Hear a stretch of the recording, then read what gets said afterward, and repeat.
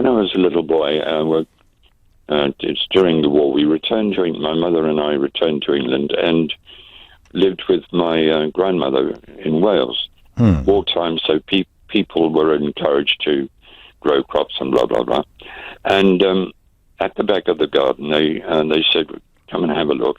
Yeah. We've got something for you to take care of. Oh, yes. Two little piglets. I said, oh, that's nice. They're Ian's, they're yours. Oh. And of course, James, as you have said many times, if you're going to do anything nasty to an animal, don't name it. Yes, very sound advice. Can I name them? Yes. Oh, yes, okay. So oh, no.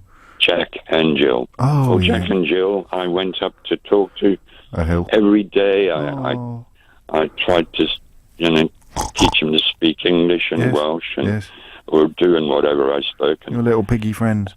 And they grew up and they got happier and they loved me because pigs are very intelligent. They are. And then, of course, they got very large and they brought them down from the back of the garden right outside the kitchen window where we had a paved bit. And killing a pig is one of the most awful things you will ever see. First of all, they're very intelligent. They knew exactly what was happening. They hung this thing upside down. I'm just going to put out a little warning for listeners, all right? Just, I'm not being facetious. I'm just saying clearly you know where Ian is going with this. So if you're likely to be offended by it or find it uncomfortable, then just turn us down for a couple of minutes and we'll be back shortly. Carry on, Ian. As I say, I've got worser and worser. Yes. Because pulled it up, tied its back legs in, hoisted it above a huge metal bath. That's for black pudding. I love black pudding. Slit its throat. I've never seen so much blood in my life. Oh, mate. Ever. Absolutely awful. And it was squealing and shouting, and I was at the kitchen window, and my grandmother made me watch. I don't know why. I don't know what was in their minds. No, no, right. Anyway, they killed it.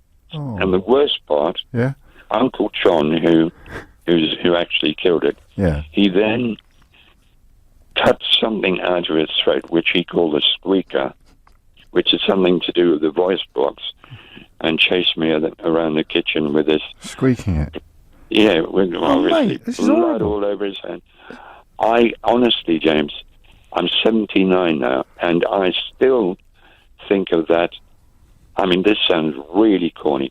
Once a week wouldn't be an exaggeration. It doesn't sound corny. I think I will now. Thanks for that. But how did it change your relationship with meat? I possibly could have phrased that better. No. No, I mean, I'd love to be a vegetarian, yeah. Well, there's nothing stopping you. So you'd eat a bacon sandwich even though that could have been someone else's Jack or Jill? Not a bacon sandwich. So you draw the line at bacon? I'm a convert to Islam, and I love bacon, though. But this is amazing. We've got through about 4 chapters of your autobiography. You're a convert to Islam now. So you don't eat pork for religious reasons. But when Uncle John slaughtered Jack and Jill in front of your very eyes, that wasn't enough to put you off pig. Oh, and the worst thing is next year, they got another pig. And God, I must have been more stupid than most. I was allowed to name him or her. Oh, you didn't do it again? Yep. You silly old sausage, if you pardon the pun.